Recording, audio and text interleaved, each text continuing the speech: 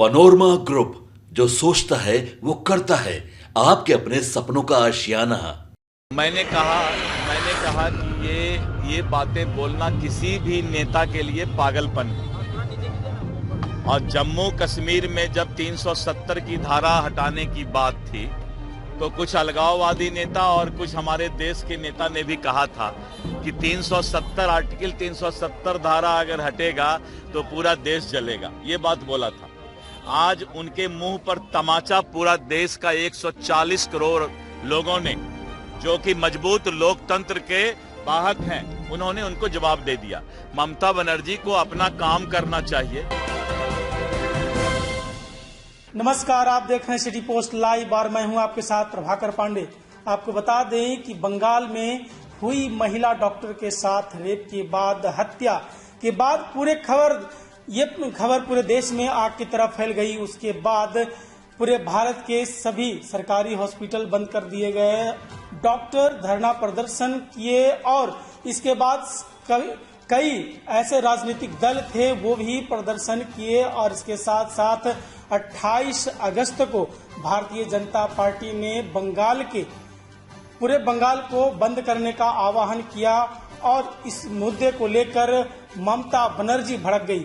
इसके बाद पुलिस के द्वारा लाठी चार्ज किया गया, आंसू गैस के गोले फेंके गए और एक तरफ ममता बनर्जी ने बहुत ही विवादित बयान दी। उन्होंने कहा कि जिस तरह से बंगाल यदि जलेगा तो बिहार भी जलेगा और दिल्ली भी जलेगा, इस तरह का बयान दी थी।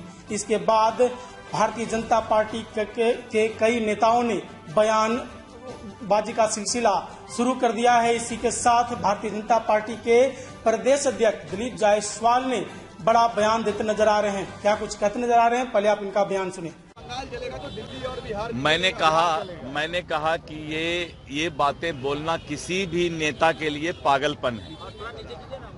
और जम्मू कश्मीर में जब 370 की धारा हटाने की बात थी तो कुछ अलगाववादी नेता और कुछ हमारे देश के नेता ने भी कहा था कि 370 आर्टिकल 370 धारा अगर हटेगा तो पूरा देश जलेगा। ये बात बोला था।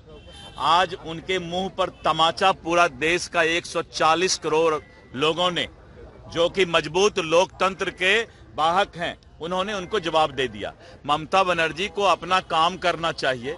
अपराधी को मत बचाए। ममता बनर्जी अपराधी को बचाने का काम उसने किया है। इसीलिए ममता बनर्जी आज अपने चमड़े को, स्किन को सेव करने के लिए इस तरह की बातें बोल रही है। तेजस्वी यादव कह रहे हैं कि बिहार में पैसे लेकर ट्रांसफर पोस्टिंग होती है, इसलिए कोई अधिकारी यहाँ काम नहीं करना चाहता। उनके आदरणीय हमारे नेता श्री लालू प्रसाद यादव जी के वो सुपुत्र हैं, तो पहले तो उनका पहले का जो इतिहास है उसको जानना चाहिए।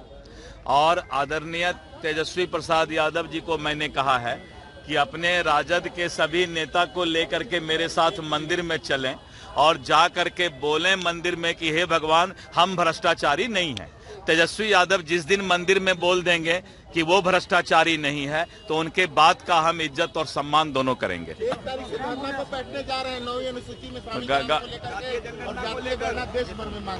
देखिए, मैं बताता हूं आपको, विपक्ष के पास कोई काम नहीं है, बेरोजगारी है, तो उस बेरोजगारी में कुछ तो काम करेंगे ना। भारतीय जनता पार्टी के प्रदेश अध्यक्ष दिलीप जायसवाल ने कहा कि ममता बनर्जी का जो इस तरह का बयान है वो पागलपन का निशानी है।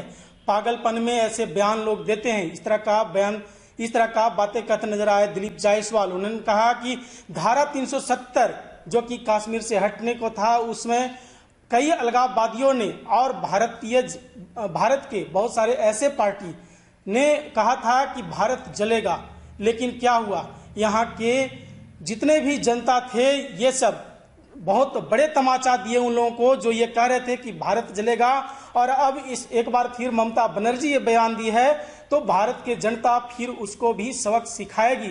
इस तरह का बयान देते नजर आ रहे हैं दिलीप जायसवाल। उन्होंने कहा कि जिस तरह से तेजस्वी यादव ये आरोप लगा रहे हैं कि ये पैसे लेकर यहाँ ऑफिसरों की फेरबदल कर रहे हैं, ट्रांसफर कर रहे हैं, तो मैं सीधे तौर पर कहता हूं कि चलिए तेजस्वी यादव जी मंदिर चलिए और वहां यदि आप ये बात बोल देते हैं कि मैं भ्रष्टाचारी नहीं हूं तो मैं मान लूंगा और मैं आपका समर्थन हमेशा करूंगा।